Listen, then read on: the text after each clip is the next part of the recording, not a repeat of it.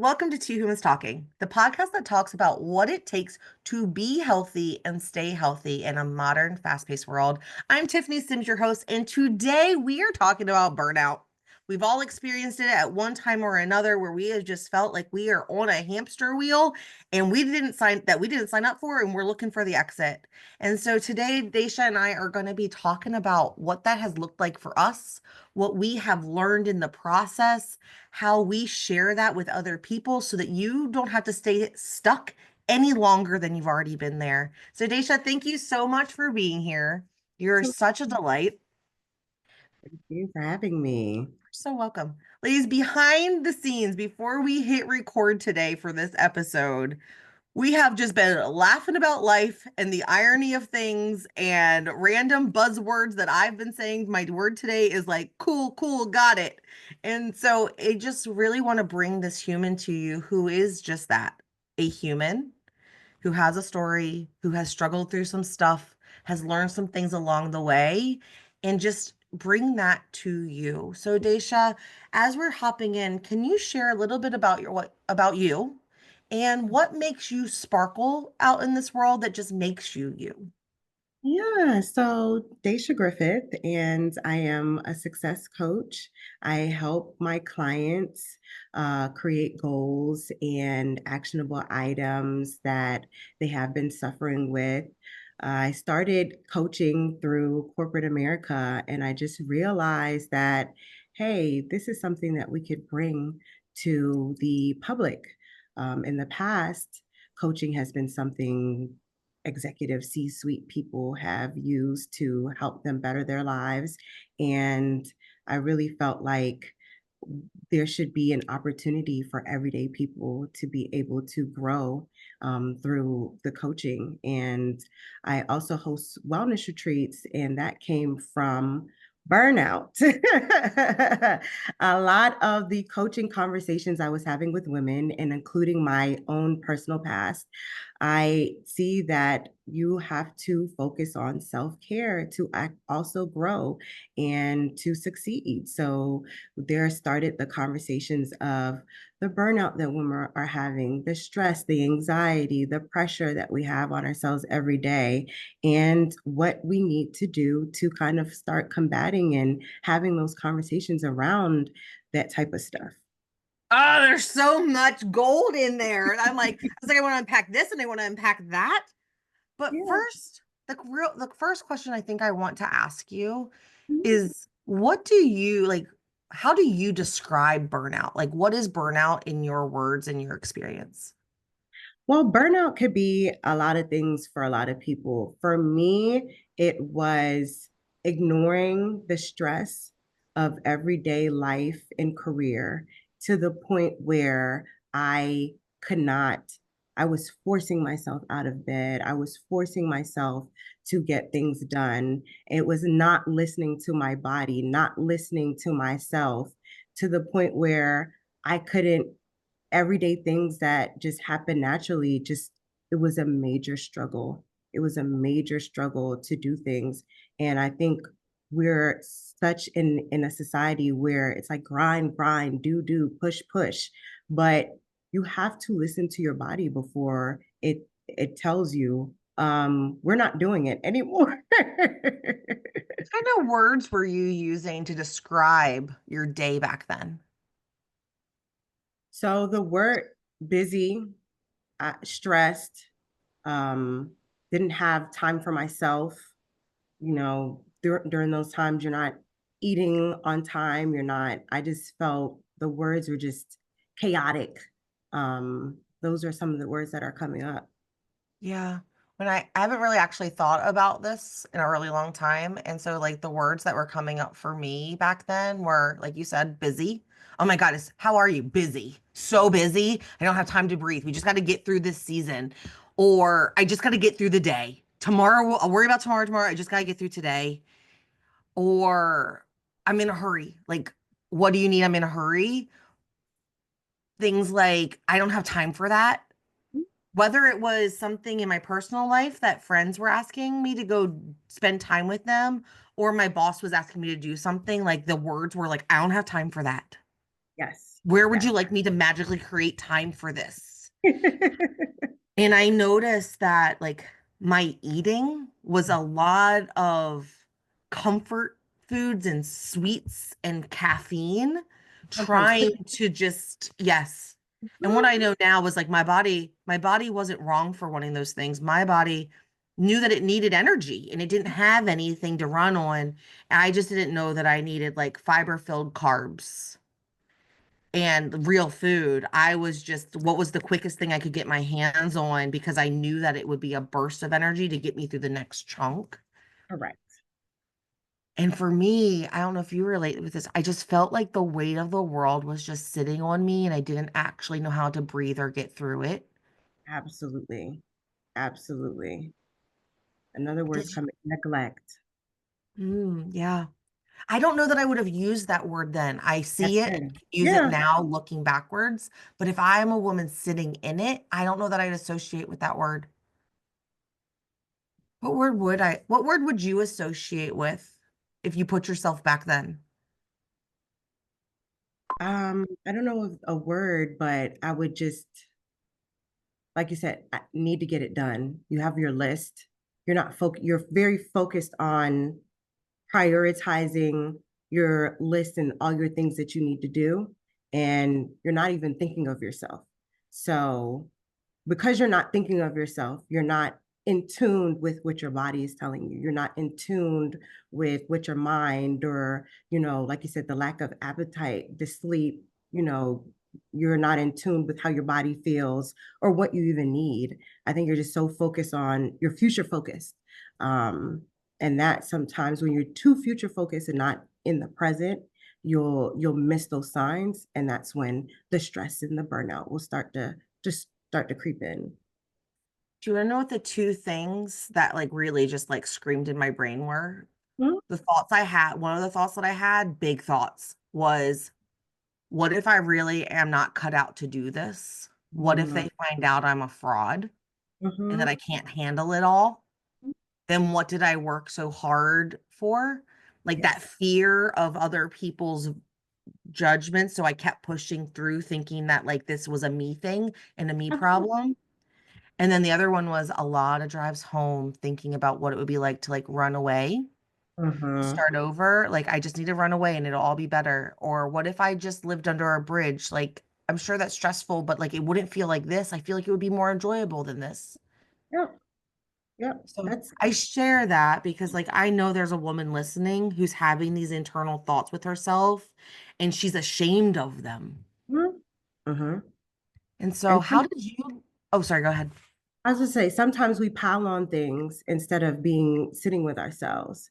So we have this internal clock, we have this internal list, we have these things, and sometimes even being too goal oriented. I have to do this. I have to be able to, do all these things before I can start a business, before I feel better, before, I feel some type of way that I'm not doing enough for my kids. I'm not doing enough for the family. I'm not doing enough.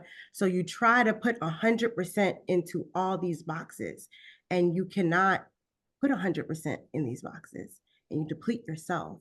And then you have all this self doubt, and you have all these internal conversations. And that brought what you were saying up to me is, when I think about the time of my burnout, my internal conversations were kind of negative, they weren't positive. So, how do we start having the more positive conversations so that we can be more in tune with ourselves, and pour more back into ourselves? Yeah. I think it's really important to note that like no one, or maybe you, I won't speak for you. I'm Mhm. not saying in listening to that like you shouldn't have goals and ambition. Mhm.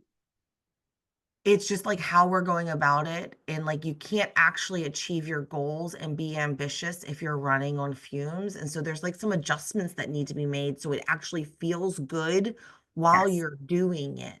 Yes. Yes. Because goals Absolutely. take energy and they take work. Like you don't just like snap your fingers. And so like how do you set yourself up to actually enjoy your life while you are achieving like Yeah. all of your wildest dreams? Yeah.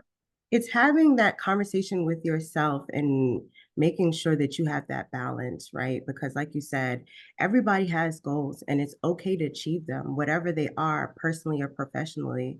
But that doesn't have to be your everything at one point in time. And you don't have to achieve them right away or feel like because you're not achieving or you're watching other people as easier for them, that it should be clicking for you. So you overcompensate. You need to, take a step back and realize what you can do with your time, with your resources, with your lifestyle, and just be in tune with yourself. And I think when I know speaking for me, when I started burning out, I was just feeling like I had to. I things that I had to do, starting a business, I have to stay up late and get this done. I have to, go to all these speaking engagements. I have to overperform at work. I have to also, be the best person I can in my family setting because I don't want to let anybody down. But internally, I was letting myself down by not looking inwards and balancing those goals or those priorities with what I needed for self-care. Yes, because it's not always about like when you shift, like, and I'd love to hear your perspective on this. When you shift directions and you take on a new future identity, like there's something you want to go chase after, we think that we have to add on to what we're already doing. But in order to actually become this next version of yourself, you have to figure out what parts of your old you no longer match. And like, I gotta let some things go. Like, there's some things that I have to, like, I still need income, so I'm still gonna have to go to my job. Like, I can't just quit my job. Maybe you can, but most people can't just quit. They have to learn how to adapt, but we think that it's piling on the next thing. And it's like, actually, to add more, I got to get rid of old things that are like no longer for me. Absolutely. And I love that thought process because I don't think we as women ever shed to add. We just add, right? And it's being okay with admitting, like, I want to do these things and maybe, the household, somebody else will have to do it or have to do it on different days. What does that look like? It's not being perfect in every area, right? If you have the resources and you can do it, it's okay with saying that go outwards. I go into the community to help me, whether it's letting your family members help you with some of the stuff in the background or hiring out, for personally and professionally, right? Hire that cleaner, hire that assistant, hire those people. Make your life a lot easier. You do not have to do it all yourself. All right. One of my favorite, most eye-opening things, and I've done this so many times throughout the iteration of my life, and every time I get a little bit more clear on the actual intention of the exercise, where you just brain dump everything you're on your plate, and then it's like important, not important, of like what actually is important and what's not important. And if it's not important, like you got to get rid of it, scratch it. It's no longer like not here. But in Yep. that, it's like actually there's the important, but someone else can do it. Important, it's required of me. It's my zone of genius. And as women, we get so caught up in like our identity and worthiness that we think everything has to be us. When in Yes. fact, we're robbing someone else of an opportunity of stepping into a role that they have been like praying for. Absolutely. Absolutely. And I feel like the accepting help is something that we need to work on. And if I can be real with you, is not wanting to always be perfect. Like I remember there were days where I had finished, doing some emails and things like that. And I looked at the kitchen and I was just like, you know what? Nobody's gonna know if I don't put those dishes away today. And that is something I was doing for myself. But my past self would have stayed up and made sure the kitchen was clean, the things were done, everything was done. And it's giving yourself the opportunity to not do some things and being okay with that. Like it's okay to let some things, like you said, not be a priority. If it's not a Or priority, not micromanage how someone else folds the towels. Say thank you. Like, what battles are we fighting here? is it getting done? Because Okay. we're arguing that no one wants to support us without emotionally vomiting and making everyone feel guilty and us nagging at them a million times. Right. How many times has someone offered you help and you've criticized the way they did it to the point they're just like, if you're going to come after me and reload the dishwasher or refold the towels, then why am I going to waste my time doing it? Then do it yourself. And then you Yeah. end up doing it And look yourself. what we And created. then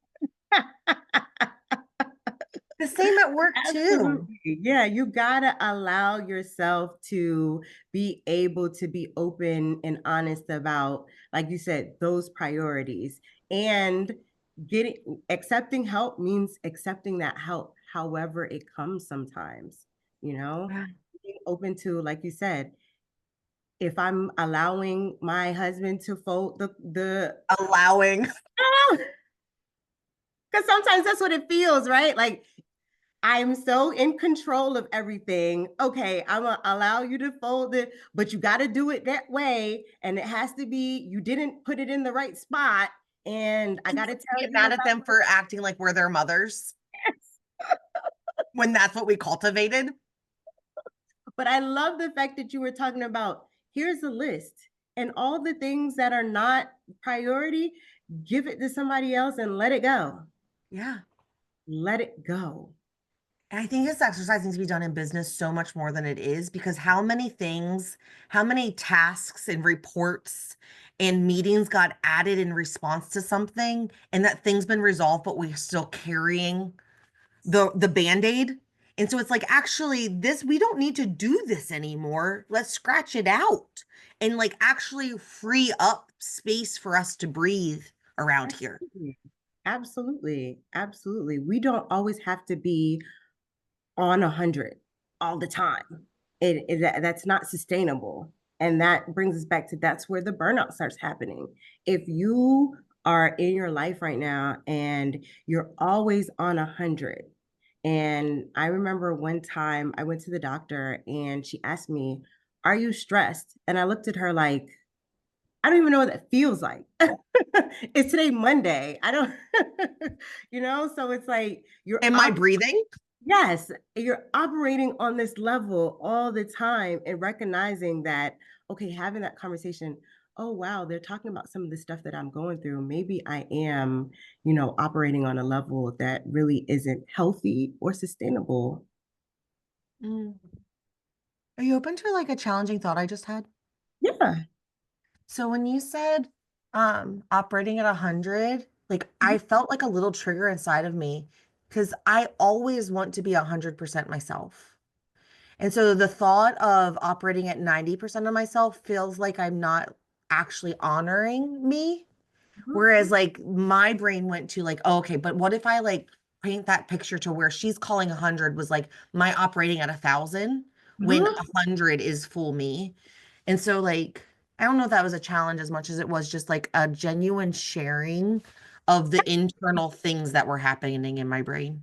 Absolutely. For me, it's when when I say operating on 100, it's not giving you the space. When you look at your full day, there should be space for rest. There should be space Oh for yeah, you, yeah, yeah, yes. Okay. space for all those other things. So when you're always operating with your full capacity, where's the space for all these other things? When you look at your day, are you on go and then you shower and go to bed? Or do you leave space for a little bit of time to decompress? Do you leave space for other things that you would like to have in your life? It's leaving that space. And most of the time, as women, sometimes we don't leave that space. We go from one job to the next, whether it's career to side business or career to household, or we're stay at home households and we're taking care of the kids all day until bedtime. We need to look at our day as a full day and saying, are we allowing space Am for I ourselves. in this plan? Absolutely. Where's me on the list? Like, am I here? That's a great Are question. all parts of me because are all parts of me here? Because I do believe that like it is true. Like there's a part of me who is a career woman. So like that's a piece of me. So there I'm checking the box in my career financial department, right? If I'm a mom or a wife and my family is getting all on my knees, well then that part of me is on the list. But when I think about like my health and my individual identity, that's a piece of me too. So is that showing up where like when I bring it all together, I actually feel fulfilled even if everything's full? And even if we're always going, like, is it all coming together where I'm a whole person? Absolutely. And I think you brought up a great question is, am I on that list? Because I've heard women say, once I became a mom or once I got married or once I started this job, I feel like I lost myself in it. So you have to put yourself back on the list. You have to put yourself back on the day because you can find yourself losing your identity and some of the things that you have deemed as a priority, but you also have to be your personal growth, your health, your mental well-being has to be a priority. What did you learn about yourself on the backside of your burnout when you got back to finding you? What did you learn about you? I had to reinvent me. I felt like after my burnout, so much of my identity was tied to um, doing and goals and priorities and accomplishing things and work and all this other. I thought I was a well-rounded person. And it wasn't until I couldn't do those things, it was like I was upset with myself for not being able to do those things. I had to go through the process of, okay, what is this opportunity really trying to teach me? And it's teaching me that I have no idea how to take care and balance and prioritize myself. Mm, I think that's really important for our besties to hear Mhm. because I think a lot of times the internal conversation is I'm not enough. I can't handle it. What if someone finds out? What if it all cracks and like just falls out of my hand? Then what? Then what have I done? Mhm. And I think it's really important for us to hear other women who have been where we feel right now and see how they've come out of it and like that process, the thought processes, the wins, the small little like crawling moments till we find our feet again. Because we do, I think there's so many times where we're scared to change because, like, what if it all falls apart and I was wrong? Then what? Absolutely. It's like you're juggling all these balls and no, but I can't put one down. Like, what does that say about me if I have to put something down? Then I feel like I'm weak because I've been given the chance to have all these balls. So I'm gonna just in the air and but how long can my arm is hurting. I want to put it down. So Yeah. you end up just going in this cycle of that fear of not being able. I feel like sometimes for me it was that fear of just saying I don't need to do all of this, that that's not my identity, is getting it all done all at once all the time. Yeah. Who am I if I'm not that person? Mm. And what if you are that person and you're just holding too many balls where like you are distracting yourself from being the best version of that person that you actually are? So the my brain thinks in like cartoon strips, it's very visual. So the visual I had like as you were juggling all the balls was like, what if you just put all the balls down and pick the ones that you want to take with you and which ones speak to you? Because even when you're like learning to walk, right? You get shoes and then we find new shoes. And then we outgrow the old shoes or they get really worn and they're not attractive anymore. But we found these new glittery ones that fit so well and I could run miles in them. And so, like, what would happen if we just sat all the balls down and picked the ones we actually wanted to keep because they actually identify with who we are and who we're Mhm. becoming, and Mhm. really just let someone else practice with those other balls. Absolutely. Absolutely. I think it just brings back to the internal conversation we are having with ourselves. Who am I today? Who do I want to be? And not, who I should be or who everybody else sees. But when you continue to have those positive conversations with yourself, you're able to put down a ball. You're able to easily, pivot into something else and not feel the doubt or the stress or the worry that I need to handle all these things or else, or what that feeling feels like. I definitely think the internal conversations and a lot of the, like you said, the prioritization of things helps tremendously, because I think as women we grew up just knowing how to take on, but I I think can we do it. I can do it. I can do it. sure, no problem. Sure, no problem. But I don't think anybody ever taught us like how to prioritize and take things off. And be strategic. I don't think anyone taught us strategy, because Mm, there's some things that are going to be a stretch for me, that are going to make me uncomfortable, that are going to be like I'm going to have to like make time out of nowhere to accommodate. But like by doing that thing strategically, I know what I'm gaining, which is going to set me up for this other thing over here. And so like we're never actually taught, I don't, at least I wasn't taught how to play the game strategically. yes, And so yes. then we're doing all of the things. We don't see the promotions. We don't see the wins at home. We don't see the strength in relationships. And it's like, for what? And then we have that emotional vomit, or maybe that's just me, of like, no one's listening to me. Why don't you see me? Like, and we over explain ourselves emotionally. And then everyone's just like, Which what's yeah. happening? Like, you good? Is it that time of the month for you? And you're like, Right. Like what is gonna I feel like that comes from being, I think we were taught to be the support character and trying to be the main character all at the same time. oh, I like that idea. I like that Mhm. visual a lot. Yeah. So being the support character, you're always supporting. And now, as women, we also want to be main characters in our lives. So then we're doing and supporting all at the same time can lead to burnout if it's not balanced properly, if you're not listening to yourself, if you're not, like you said, being strategic on how you do it, and having those hard conversations with yourself, what I can do, what I can't do, what and that changes, right?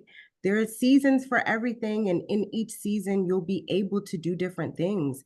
And maybe this isn't the season for something. I'll bring it back in the next quarter or during the summer. But having those conversations and having those hard conversations with yourself, we need to be able to learn how to do those. Oh, so, so good. How do people connect with you? So you can connect with me on Instagram. You can find me in Embrace Wellness _ retreat. Also embrace.wellness.dc@gmail.com. Those are the quickest ways. I love it so much. As we're wrapping up this episode, do you have anything that's left in your heart that we didn't share, or just a final message for our bestie listening, sitting here with us right now, to take away with her? Yes, when you feel whatever you're feeling, don't ignore it, right? Like, I find that if all you could do, because burnout, stress, all of that is hard, and sometimes you're not in the space to make, a change, but at least start listening to yourself and reaching out for help. If that's all Mm. you could do, there are communities out there. There are people like me, there are people like you.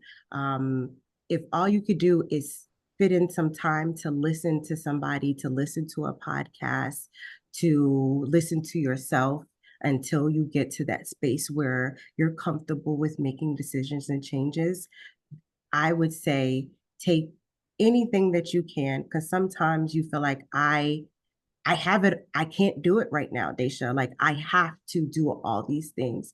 That's okay. That's where you are. We will meet you where you are. And if all you can do is just start listening to yourself and identifying certain things, I'll be okay with that.